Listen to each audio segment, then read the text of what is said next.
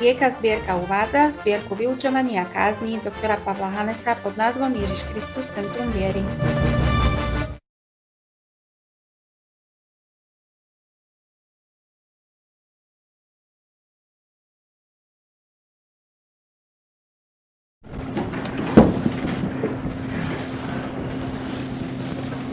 Pokračujeme v čítaní 123. žalmu.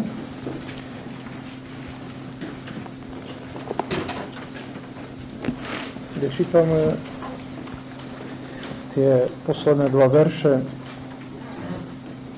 123. žalm, verš 3 až 4. Zmiluj sa nad nami, Hospodine, zmiluj sa nad nami, lebo sme sa hojne nasytili opovrhnutia. Naša duša sa hojne nasytila posmechu bezstarostných a opovrhnutia pyšných.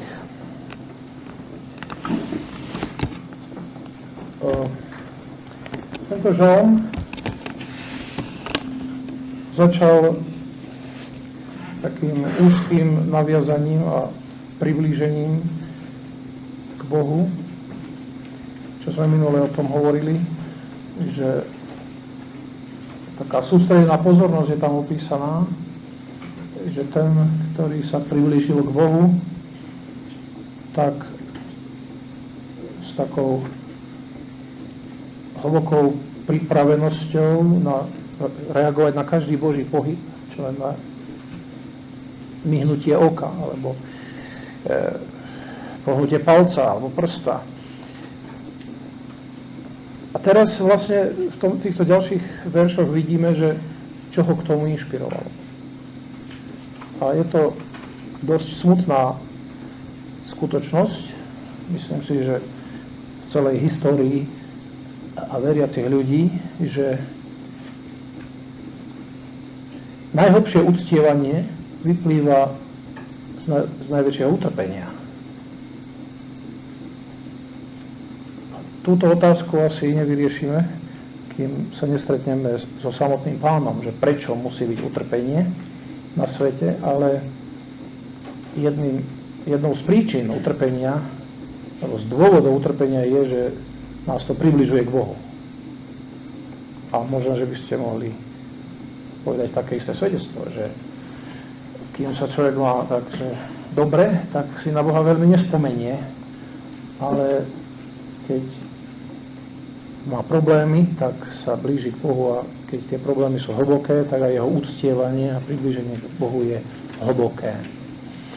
A tu vidíme, že vlastne on sa priblížil k Bohu, pozdvihnem k tebe svoje oči a tak sa dívam na teba. A teraz hovorí, ale prečo? Pretože je dôsledne alebo dokonale zranený alebo doráňaný tým, že sa mu ľudia posmievajú. On tam hovorí to v množnom čísle, teda uvedomuje si, že celý národ, alebo ten, tak by sme mohli povedať, Boží ľud, je vysmiatý, zhodený, na posmech obrátený a z tejto bolesti, z toho, že je síty toho, tak sa blíži k Bohu.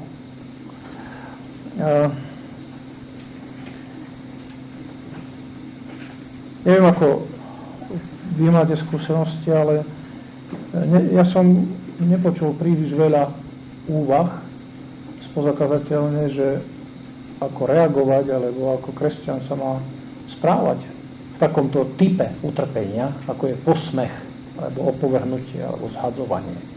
Väčšinou sa tak viac uvažuje o tom, keď sme nemocní, keď nás niečo bolí, alebo keď máme nepriateľov. Ale posmech je typ utrpenia, ktorý je jeden z najťažších. A je veľmi ťažké sa brániť. Keď si všimnete, že veľká časť utrpenia nášho Pána Ježiša Krista bola práve v tom, že ho vysmiali, že ho totálne zhodili. A vysmiali ho slovami, vysmiali ho skutkami, obliekli ho do posmešného plášťa, dali mu akoby žezlo a opľúvali ho a všetko urobili tak, aby si urobili dokonalú srandu z toho, kto to bol, kto to je. A myslím si, že toto duševné utrpenie, zhodenia a takého výsmechu, opovrhnutia je ťažké definovať. A ak ste to zažili, tak problém je v tom, že, tak ako on tu hovorí, že človek má sklon nasytiť sa toho. To znamená, že je plný, že to vnikne do hĺbky vašej duše a že skoro, aj keď sa tomu bránite, začínate sa stotožňovať s tými ľuďmi, čo sa vám vysmievajú. Nie preto, že s nimi súhlasíte, ale preto, že vás tak spochybnia, že vlastne neviete, čo si máte o sebe myslieť. A tu je riešenie v tomto žalme. On hovorí, zmiluj sa, dvakrát to opakuje, ako keby ozvena. Zmiluj sa, Bože, ja si s tým neviem rady. A ja by som chcel teraz, je to zase akoby trochu odbočenie od tej našej hlavnej témy, ktorá je uctievanie. Lenže to uctievanie, ktoré žalmy opisujú, a vôbec Biblia, vždy nám ukazuje kresťanský život, alebo život veriacich ľudí, nám ukazuje zasadenie do reality, do reálneho prostredia. Takže my nemôžeme sa tváriť, že budeme hovoriť o uctievaní a o ničom inom, pretože tento žalmista sa blíži k Bohu práve v takomto prostredí, s takýmto vnútorným problémom, s takouto hroznou ranou, alebo ak chcete, doráňanosťou, že by sme mohli povedať, že je celý dobitý z toho, že ako sa ľudia správajú k nemu. Je to veľmi zaujímavá analýza tu, ja sa pokúsim to trochu opísať. Tu sa dotýkame aj dosť takých psychologických stránok človeka, ktoré vyžadujú akési osobitné štúdium, takže ja si nemyslím, že to teraz vyčerpám, ale pokúsim sa aspoň, aby sme sa nad tým zamysleli a naučili sa správne brániť a vôbec rozumieť, čo sa deje. Spoločnosť je plná posmechu. Teraz nehovorím len proti kresťanom. Ľudia bežne pracujú tak, že svojich odporcov alebo nepriateľov zhadzujú. Že sa im nejakým spôsobom vysmejú, alebo ich ignorujú, alebo ich prejavia im opovrhnutie, poníženie nejakým spôsobom. A to vidíte na všetkých stranách. Od detí, niekto povedal, že žiadny vek nie je horší, čo sa týka výsmechu, ako detský vek. To, čo deti dokážu robiť v tejto oblasti, je tak kruté a tak dôsledné v tom zlom zmysle, že často to má následky až do smrti u človeka. Ak poznáte to meno Dobson, James Dobson opisuje taký prípad, ako že nejde o nikoho osobne, ale on hovorí, že len si vezmite také súťaženie v triede, keď niekto je neschopný, buď fyzicky, alebo neschopný a ide trieda súťažiť. Teraz, ako sa vyjadrujú deti k tomu, koho nechcú do svojho družstva. Je to už telocvičné družstvo, alebo matematické družstvo. Ak to nevie, tak mu to dajú jasne najavo, nazvú ho tými najhoršími názvami a možno, že vy niektorí si dodnes spomínate, ako vás v detstve prezývali. Ako to bolelo. Že si nevedeli s tým rady. Pretože je to pravda v úvodzovkách, že? Deti to vedia vystihnúť. To je detský vek. A to isté platí v politickom živote. Keď si spomeniete na to, ako začínala, ja neviem, marxizmus alebo Lenin, a tí ľudia často, ich argumentami boli jediné nadávky, že tých svojich protivníkov nazvali tými najhoršími názvami. Znamená. A to bol ich argument, že sa vysmeje, zhodí toho a ten druhý sa neopláži ani ozvať. To je otázka politiky. A tak by sme mohli pokračovať. A bojím sa, že aj v cirkvi často takto sa správame, že namiesto toho, aby sme predstavili vážny argument, nejaký dôvod, tak zaútočíme na osobnosť človeka. Pozri sa na seba, aký si ja, vieš. Zhodíte človeka, ktorý možno prichádza s vážnym argumentom, nejakým dôvodom, namiesto toho, aby ste mu to povedali, tak ho pod pás mu vrazíte jedno a on sa už nikdy neozve, pretože vy ste možno vystihli jeho slabú stránku, takže to je nie fér. A tu, samozrejme, my dnes nechceme hovoriť celkovo o posmechu, to je veľká téma a myslím si, že je množstvo ľudí okolo nás aj medzi nami, ktorí sú takto zranení a nevedia sa preto správať.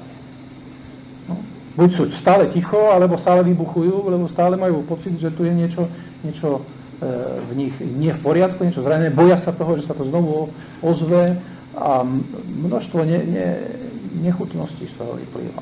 No, to je čiste na úvod, aby sme si uvedomili, že túto tému, ktorú tu preberá žalmista, pri ktorej sa blíži k Bohu, že to je niečo, čo sa nás veľmi týka. On ale hovorí o tých, ktorí sa vysmievajú veriaci, ktorí sa vysmievajú Božiemu ľudu. A prečo sa vysmievajú? Má tu dve, také by som povedal, dva druhy ľudí, alebo dve triedy ľudí. A jedni sú, v 4. verši hovorí, naša duša sa hojne nasýtila posmechu, alebo smiechu bezstarostných a opovrhnutia pyšných. Takže dve triedy ľudí. Jedni sú bezstarostní, majú ľahký život, majú kľud, nič ich nerozhádže. A skoro by som povedal, že takíto ľudia sú sympatickí. Keď sa s nimi stretnete, tak to sú ľudia, ktorí vedia všetko obrátiť na žart. Poznáte tak? Neexistuje na svete vážna vec od smrti cez manželstvo až po Boha, alebo ja neviem čo na svete. Všetko je, prepáčte slovo, sranda. Všetko sa dá nejak zosmiešniť, nejak to prehodiť z pleca na plece a urobiť si z toho zábavu. No, sú to ľudia dosť obľúbení, nie? Pretože pri nich sa dá zasmiať. Problém nastáva vtedy, keď vám naozaj o niečo vážne ide a potrebujete niečo povedať o viere. Tak v živote sú aj vážne veci, nie? No to je dobré mať takú správnu dávku humoru. Ja si nemyslím, že máme byť stále mať tvár ako nejaký kôň, hej, ako husle, smutný byť. A aj vo viere, človek má radosť zo spasenia a tak ďalej. Tak ja nechcem teraz hlásať nejakú nesprávnu vážnosť. Lenže sú v živote vážne veci. A je ich veľa a celá situácia je vážna. A keď sa človek, ktorý hovorí o svojej viere, o spasení svojej duše, alebo o hriechu, alebo proti hriechu, alebo sa bráni hriechu, sa dostane do kontaktu s takýmito ľuďmi, ktorí nič nechcú brať vážne, pretože to je ich sebaobrana proti viere, proti Bohu, je namierená proti Bohu, tak to potrebujú zľahčiť. A potom nájdú všetky možné spôsoby, ako takéhoto človeka zľahčiť. Keď hovoríte o viere, keď hovoríte o vážnych veciach, niečo o tom, čo prežívate, povedzme svedectvo, a oni sa na vás všimnú nejakú hlúposť, ktorú vás hodia. Alebo tú vec, ktorú opisujete, si spomenú na nejakú anekdotu z tých. No, majú celú zásobu anekdot, ako sa to dá zhodiť, čo vy vysvetľujete, nejakých príbehov, alebo vtipov. Alebo vás vypočujú, nič nepovedia a v zápätí povedia niečo celkom iné, z čoho všetci sa začnú smiať.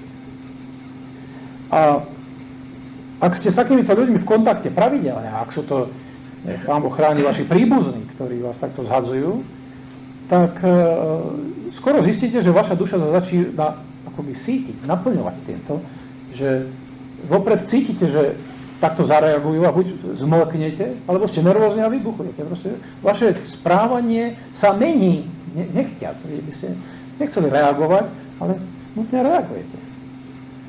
To je utrpenie. Je to pokušenie, ktoré vás núti vlastne hrešiť, pretože robíte čosi, čo by ste nemali robiť. Takže to je jedna trieda ľudí, ktorá prichádza s takýmto zľahčovaním.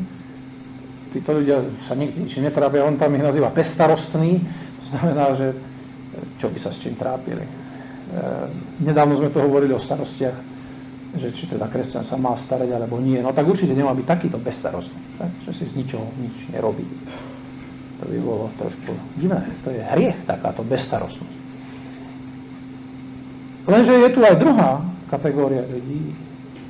A to sú ľudia, ktorí nie sú bezstarostní, on ich nazýva pyšní, povýšení. Ľudia, ktorí sú veľmi dôležití. Tam tí prví, tí nič nebrali vážne. Tí to berú vážne, ale len seba. Tí sú príjemní, lebo všetko zľahčujú. A v skutočnosti u nich takmer nikdy nenarazíte, len vtedy, keď chcete niečo, aby zobrali vážne. Tí sú tak tolerantní, že všetko tolerujú, len keď potrebujete niečo nebrať tolerantne, tak už sú netolerantní. Proste jediné, čo netolerujú, je zásady, niečo treba brať vážne. Títo druhí berú vážne, ale len to, čo oni chcú. Nesmiete sa im nikdy postaviť proti ním. Oni sú nesmierne dôstojní a ak niečo ich napadne, oni presadzujú svoju slobodu. No ale naša viera, to je v princípe, v zásade našej viery je, že nemôžeme žiť podľa seba, ale že musíme prijímať niekoho iného, nejakú autoritu nad sebou. To je princíp kresťanskej viery. Ak vyznávate, že veríte v jedného Boha, ktorý nás stvoril, ktorý nám dal nejaké pravidlá života, ktorý nám dal nejaké slovo a očakáva, že ho budeme poslúchať, tak tým hovoríte, že nikto z nás nemá právo žiť, ako sa mu chce a ako si to sám predstavuje. Keď narazíte na takýchto ľudí, ktorí vidia vás, že vy poslúchate niekoho, ich to vyrušuje, tak možno, že nezačnú s tým, že vás začnú vysmievať, akože smiechom, ale začnú na vás útočiť, začnú prejavovať násilie. Násilie môže byť slovné, môže byť iné. Takže tu máme dva druhy ľudí, s ktorými, keď sa stretávame, tak narazíme. A potrebujeme sa s tým nejak vyrovnať. Ježiš nám to často predpovedal, že budeme posmievaní, alebo že sa nám budú rúhať. No to sú iné slova biblické, ktoré sa na tento istý jav používajú. A myslím si, že by sme mali lepšie preštudovať, ako sa správať v takýchto situáciách. To, ako sa títo ľudia správajú, sa to použije dvomi slovami, a to je, že sa smejú, to sú tí, čo si to zľahčujú, oni to všetko obracajú na žart, robia z toho nejakú zábavu, vtip. A tí druhí zase používajú opovrhnutie, zaútočia, vás zhodia, robia z vás nejakú trapnú bytosť. A to má úžasnú škálu rôznych možností. Od slov, cez správanie, cez napodobňovanie,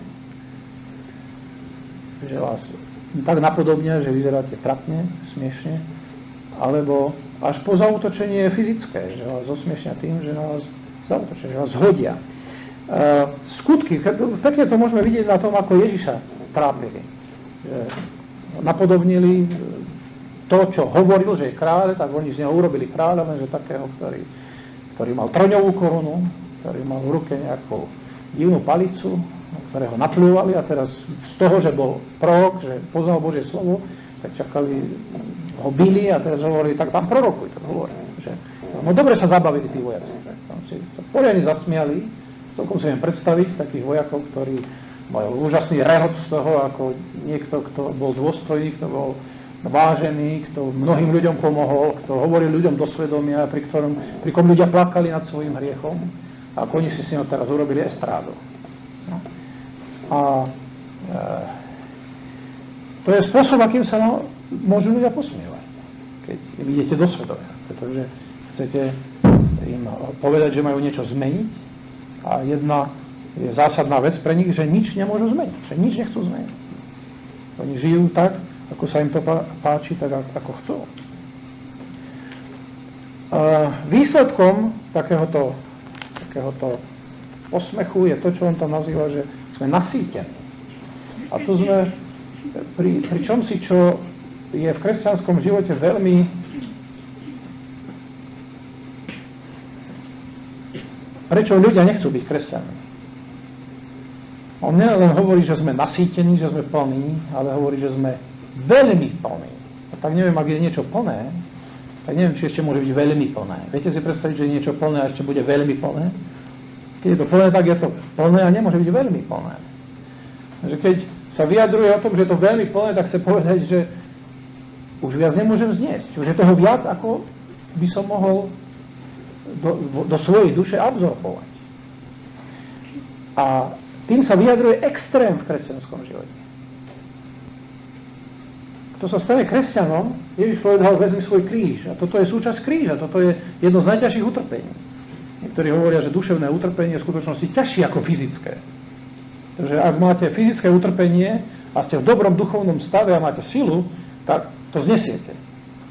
Ale ak máte duševné utrpenie a nie ste schopní ho zniesť, tak viac trpíte. Tak to tvrdia ľudia, ktorí to prežili a to môžeme len komentovať zvonku. Takže tu sme pri nejakom extréme, s ktorým je lepšie počítať, že sa to môže stať.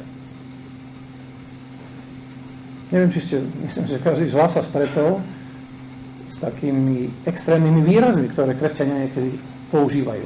Ja to už nemôžem zniesť.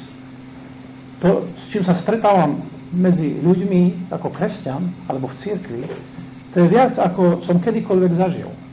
Treba aj medzi neveriacimi. Také útoky, niekedy sú to veľmi subtílne útoky, nenápadné, že ani to neviete presne definovať, v čom to je. Že vás niekto obíde, že vás hodí tým, že si vás nevšimne, alebo si vás všimne takým spôsobom na tom mieste, kde cítite, že vám tým posiela nejakú správu. On hovorí, extrémne sme naplnení touto bolesťou. Ten výsledok je, že duša je ako špongia, ktorá je plná, ktorú už by ste ju museli nafúknuť, aby sa to do niečo spratalo. To je varovanie. To je to, čo Ježiš hovoril, keď to ide za mnou, nech vezme svoj kríž, alebo kto chce stavať, kto chce bojovať boj, nech si spočíta, či má dosť vojska, alebo či som pripravený na to ísť. Kresťanský život sa nedá žiť s hrošou kožou. No niekedy ľudia bežne vo svete, ale aj kresťania sa niekedy bránia tým proti posmechu a proti zhadzovaniu, že si vypestujú tzv. Hrošiu kožu. Viete, čo to je? Ne?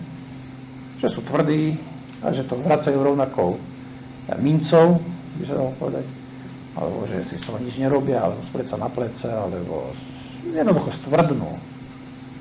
Že to riešenie tu nie je takto opísané. Ak chcete byť naozaj jemný a prejavať kresťanskú lásku, tak ťažko sa to zhoduje s tým, aby ste mali hrošiu kožu.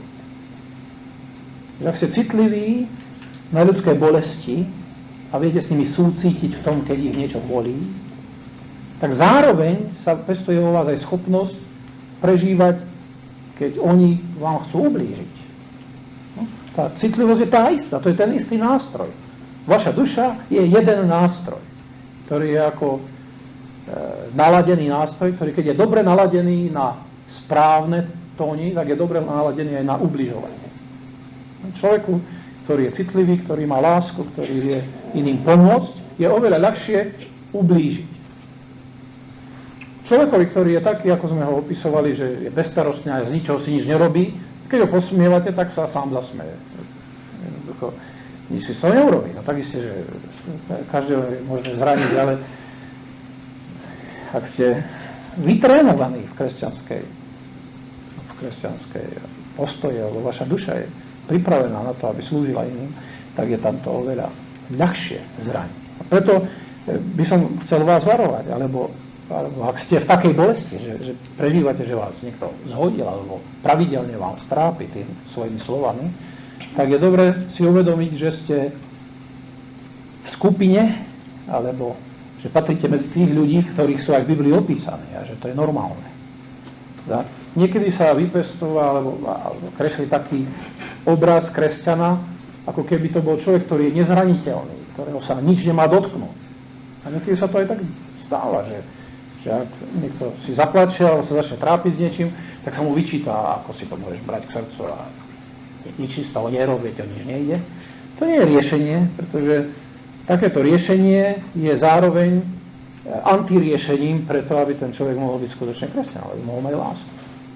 Takže k tomu riešeniu ešte prídeme, ale tu si pozrime na to, že mimoriadne naplnený, alebo veľmi naplnený, preplnený, znamená, že už sa tam nič nespraca. A že tento posmech, zhadzovanie a útoky na osobnosť týchto ľudí išli tak ďaleko, že už si s tým nevedeli rady. A nie je to nič príjemného a myslím si, že odtiaľto všetci radi utekáme. Že my všetci potrebujeme akýsi pocit takej správnej dôstojnosti. Ano, my keď hovoríme slovo dôstojnosť, tak si dosť často predstavujeme určité spôsoby dôstojné, kde človek je nejak vyobliekaný a správa sa ako nejaký formálny hodnostár. A ja nehovorím o takejto dôstojnosti. Keď hovorím o dôstojnosti, hovorím o tom, že každý z nás potrebuje mať pocit, že má miesto pod slnkom. Že to, čo robí, že má nejaký význam.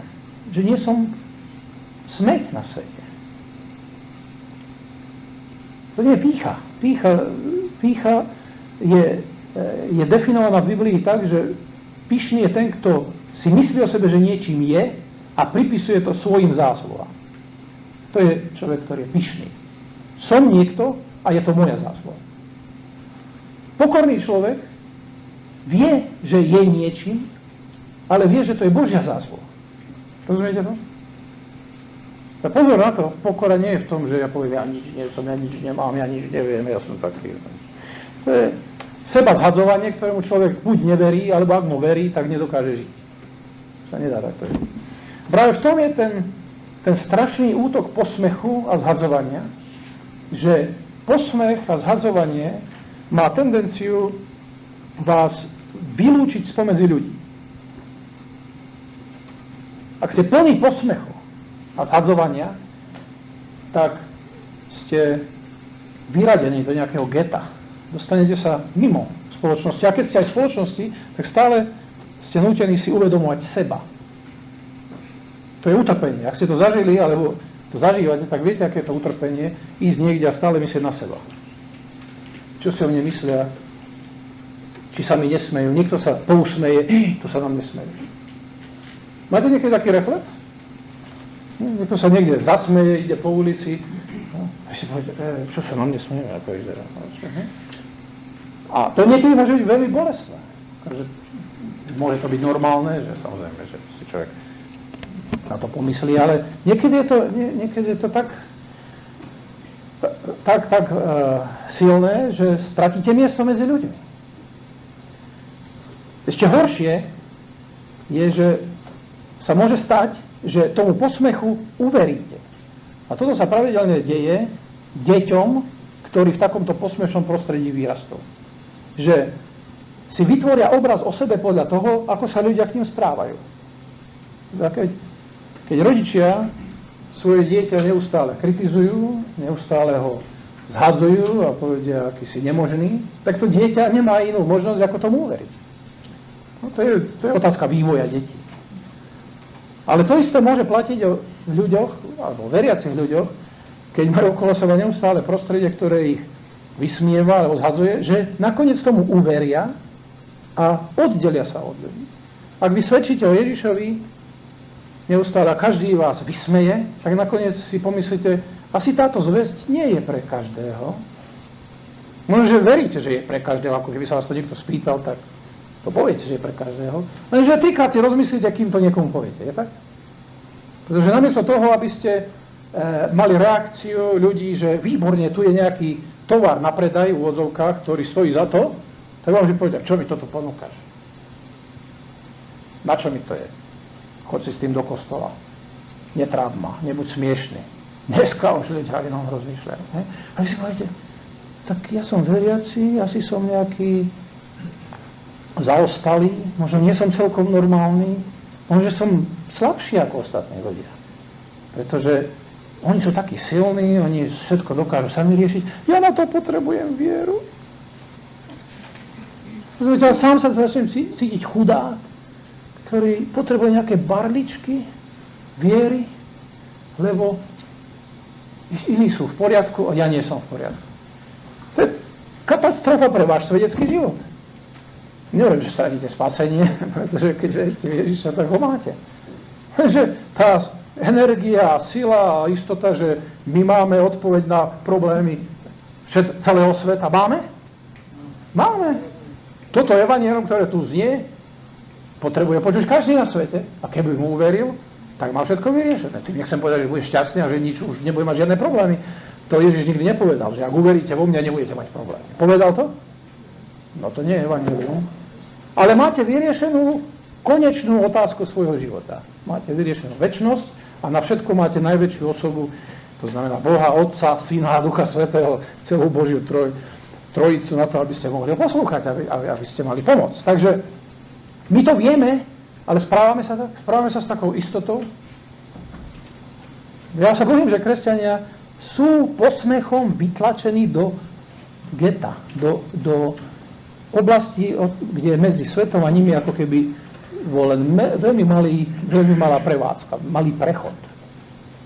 A ako keby sme nahadzovali na seba iné správanie, iné tvárenie, keď ideme medzi ľudí vo svete, ktorí sú úspešní, slávni, šťastní, bohatí, môžu si dovoliť, čo chcú, oni môžu hrešiť, oni môžu klamať, oni majú pôžitky a my chudáci, my si to nemôžeme dovoliť. No, to nás presvedčili, že sme chudáci. A to je tragédia posmechu. Tak ako dieťa môže uveriť, že je neschopné, keď ho rodič stále presvieča, že je trapné a že nič nevie a že z teba nič nebude a ty si blbý, no tak on sa stane blbým, pretože už nikdy neskúsi, že možno, že niečo aj dokáže. Tak aj kresťan, keď si nedá pozor a neurobi to, čo tu je, v tom žalme my k tomu dojdeme, tak sa môže stať, že namiesto toho, aby s istotou mohol svedčiť a mal seba istotu, ale nie zo seba pýchu, ale istotu. Ja mám najlepšiu svet na svete. Ja poznám Boha osobne. Ja som zachránený, keby teraz svet skončil, ja mám istotu. Tí sú okolo mňa slávni ľudia, ak nemajú Ježiša Krista, sú chudáci. No? A túto istotu vám môžu vziať, ak si nedáte pozor na posmech. A nemáte správnu reakciu na posmech. A ešte horšie, môže sa stať, že vás pochybňa samého Boha. To už je naozaj koniec. Vás toľko naposmievajú, že nakoniec začnete uvažovať, či naozaj ten Boh je taký, ako ja som uveril. Či to má zmysel. To takto správať a toľko trpieť a mať stále duševnú záťaž, akési bremeno napätia medzi mnou a ľuďmi a okolím. Pretože ak ste kresťania, tak máte napätie medzi sebou a okolím. Ak to napätie nemáte, tak radšej porozmýšľajte, či ste kresťania. Nechcem povedať, že kresťan má byť človek, ktorý vyrába napätie. Rozumiete? Nie, my máme byť prívetiví. To je tam napísané. Vaša prívetivosť, akási láskavosť, normálnosť, schopnosť prispôsobiť sa v tom dobrom zmysle, teda nie vo veciach, ktoré sú hriešne, ale my máme byť normálni ľudia, s ktorými sa dá žiť. Lenže ako náhle dochádza na vieru, tam musí byť nejaké napätie. Buď oni sa menia, alebo my sa meníme. Neexistuje. Aké je spoločenstvo tmy so svetlom, nie? Sa pýta Biblia. Toto nejde dohromady.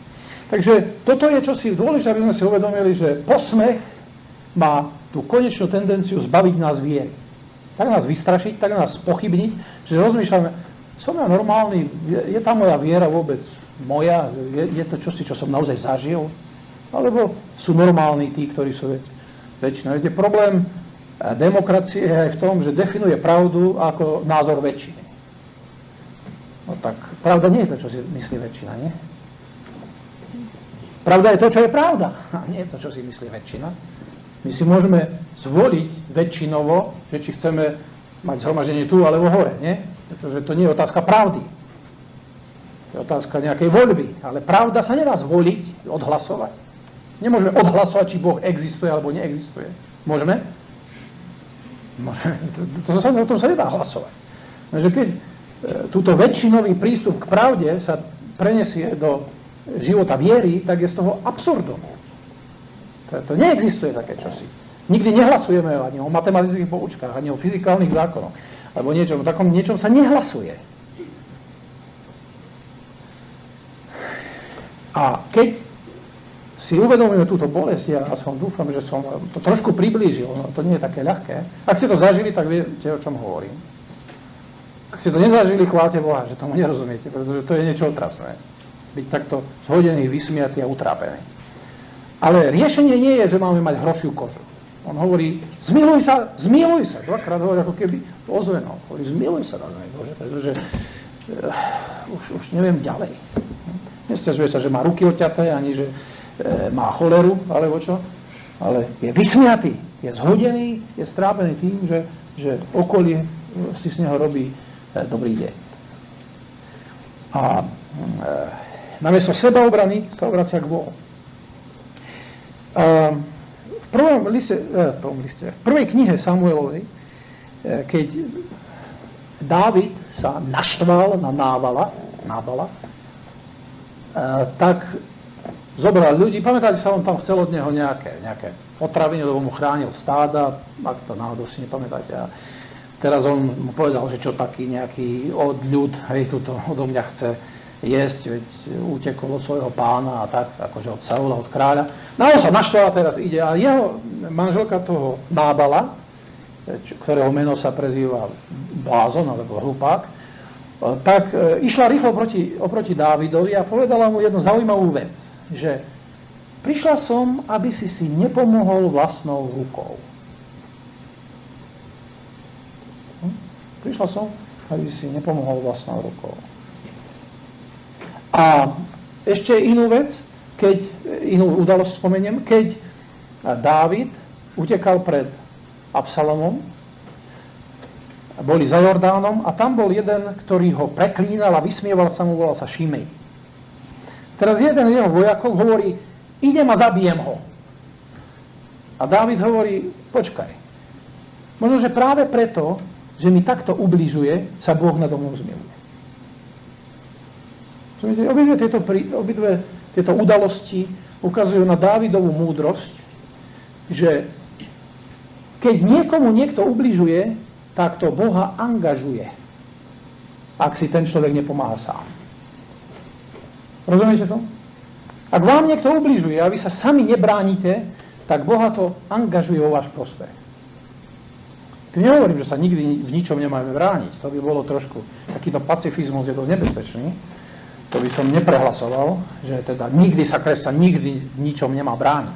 To vidíme aj na mnohých, že sa bráni. Aj Dávid sa nakoniec bráni. Ale sú udalosti, sú situácie a pri posmechu to má osobitný význam, pretože pri posmechu vy ťažko sa môžete brániť. Väčšinou vás to pokúša, aby ste sa tiež posmievali. A tým ste v tej istej situácii ako ten človek. Ale keď sa obrátite k Bohu a odmietnete sa posmievať, alebo odmietnete tú istú zbraň, alebo nejakým spôsobom stať sa, ako som už hovoril, získať si, vypestovať si hrošiu kožu, že mňa sa to netýka, tak Boh niečo urobí. A teda je lepšie mať Božiu obranu ako sebaobranu. Nebude sa toho volať o milosť v takej situácii. To hovorí, zmiluj sa, prejav milosrdenstva Bože, pretože sme plní bolesti, plní tohto posmechu. A toto oslobodenie, samozrejme, potrebujeme nielen od ľudí, ale potrebujeme aj od dôsledkov toho posmechu, ako som opísal. Takže dôsledok toho posmechu je, že ty si zmenený človek. Ak si seba nevážiš, nedokážeš si ani iných vážiť. Ak si sám otrok posmechu, tak aj iných zotročuješ. Ak teba ľudia ovládajú posmechom, aj ty budeš iných ovládať posmechom. Ja mám dojem, že celá naša spoločnosť je týmto pretkaná ako rakovinou. Že my sme všetci zotročení nejakým posmechom alebo nejakým násilím. Nie je to vždy len slovné násilie, alebo takéto zhadzujúce násilie, ale rôznym. A preto sa tak správame jedných druhým. A my od toho potrebujeme slobodu. Zmiluj sa, Bože. Zbav ma tejto pliagy. Moja duša je už nasýtená týmto. Už mám toho dosť. Už nechcem to ďalej ochutnávať. Je horké a kyslé ovocie tohto správania, ktoré ľudia majú ku mne a ktoré potom ja iným uštedrujem. Takže riešenie je nie to, že sa oddelím od ľudí, alebo že mám hrošiu kožu, alebo že dokonca sám začnem sa posmievať iným. Riešenie je, že sa priblížim k Bohu. Čo urobil na začiatku žalmista? Povedal, pozdvihujem svoje oči k Tebe, dívam sa na Tvoju ruku, čakám na jedno pohnutie tvojho oka alebo tvojho prstu a urob niečo. No. A druhá vec je, a to je veľmi zaujímavé, že my by sme povedali, že klin sa klinom vyráža. To Slováci majú také príslovie, nie? Že teda keď oni na mňa, tak aj ja na nich. Lenže tu je pravý opak. Oni sú pyšní a mňa pokorujú a tento Boží človek namiesto toho, aby sa povýšil a bránil, tak sa ešte viac poníži a stane sa otrokom ale Boží. Teda, to pripomína nám novozmluvné miesto v prvom liste Petrovom 5.6, kde je napísané, že pokorte sa pod mocnú Božiu ruku a povýši vás. Samozrejme, že tým nechce povedať, že povýši vás a budete namyslení. Chce povedať, dá vás na to správne miesto. Dá vám vašu dôstojnosť, ktorá vám prísluší. Boží ľud je kráľovský ľud, je kráľovské kňazstvo. To je smota na tejto zeme. Pri všetkých problémoch, ktoré si ja uvedomujem, hej, ja nemám ilúzie o tom, aký je Boží ľud, aby ste mi nerozumeli zle. Ale napriek tomu všetkému je to smota na tejto zeme. Nič lepšieho nikde nenájdete, ako je Boží ľud. Áno, tí posmievači a tí pyšní a tí bezstarostní môžu to lepšie zakryť a môžu sa tváriť, že to je lepšie, ale to je na bielo natretá zhnitina. Tam je nič, tam je smrť, prach, koniec. A Boh nám chce nie len, aby sme takí boli, ale aby sme si to aj uvedomovali, aby sme mali aj taký vplyv, ako máme mať. Lenže to chce, aby sme nereagovali na posmech posmechom a nestrieľali od boku. A neboli ako hrochy, s tou kožou už keď toľkokrát spomínam. Ale aby sme sa ponížili a čakali, Bože, čo ty urobíš? A on urobí niečo. Tam v tom verši 1. Petra 5.6 je, že a on vás povýši svojím časom. To znamená, že to má nejaký čas. Žiaľ, že ten čas niekedy je nám dosť ťažké počkať, nie? Zvlášť, keď poriadne trpíte, tak aj sekunda je dlhá, nie? A nie ešte rok, dva, čakať. Svojím časom, Boh má nejaký čas. Svoj čas znamená, že tá vec má čas, Boh má nejaký čas, ale niekedy ten čas predĺžujeme preto, že namiesto toho, aby sme čakali, čo Boh urobí, tak ako by som povedal, vyvinieme vlastné zbrane. A vieme ako na to. A potom namiesto, aby nám Boh pomáhal, tak nás potrebuje ešte ako by okresávať on sám. Pretože sa za nás musí hanbiť. A nemôže nám dať to, čo nám patrí. Ako Ježiš povedal, že ak nie ste verní v tom, čo je cudzie, kto vám zverí to, čo je vaše. Hej? Alebo kto nie je verný v mále, ako bude verný a v mnohu. Hej? Tam to hovorí, že on kontroluje, čo robíme s tým, čo už máme, a keď to neovládame a robíme to hodzak, samozrejme, že potom vyzeráme, ako vyzeráme. Ja si to myslím, že to je jasný dôsledok toho. Ale cesta von z ponižovania je hĺbšie pokorenie pred Bohom. Nie vystrelenie a namyslenie a sa nič nebudem mať a choďte niekam a kašlem na... Rozumiete to? To je cesta do horšieho problému. Sa potrebujeme ponížiť pod Božiu ruku a povedať, Pane, vyrieš to. Nejak to vyrieš. Som síty toho. Nebojte sa plakať, nebojte sa sťažovať pred Bohom. Je možné sa sťažovať. Celé reči o pozitívnom myslení a rozprávaní samých pozitívnych vecí nemajú veľmi biblický podklad. Žalmista nebojí hovoriť, bolí to, je to zlé, som plný, Pane, rob niečo. Proste, tým nechcem povedať, že mám byť uplakaný furt, ale rozumiete, ak vás to bolí, povedzte, že to bolí. Ale choďte k Bohu, priblížte sa mu a on s tým niečo urobí.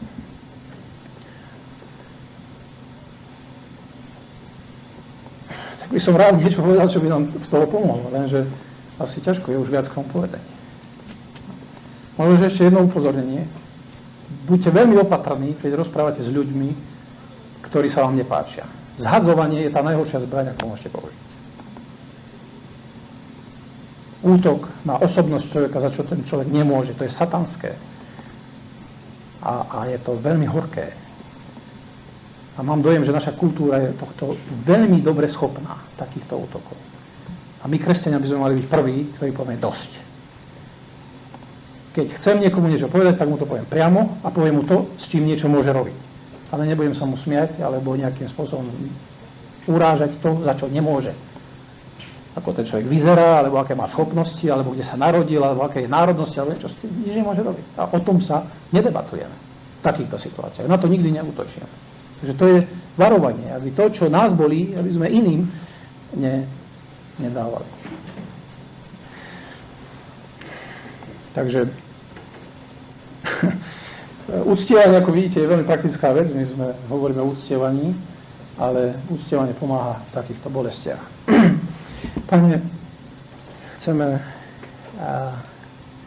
sa k Tebe priblížiť a ja neviem, ako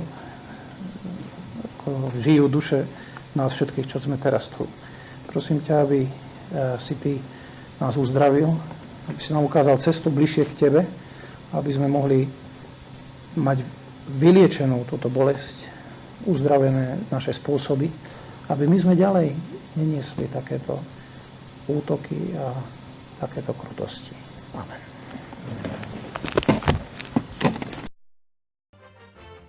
Ak sa vám toto video páčilo, prihláste sa na odber tohoto YouTube kanála.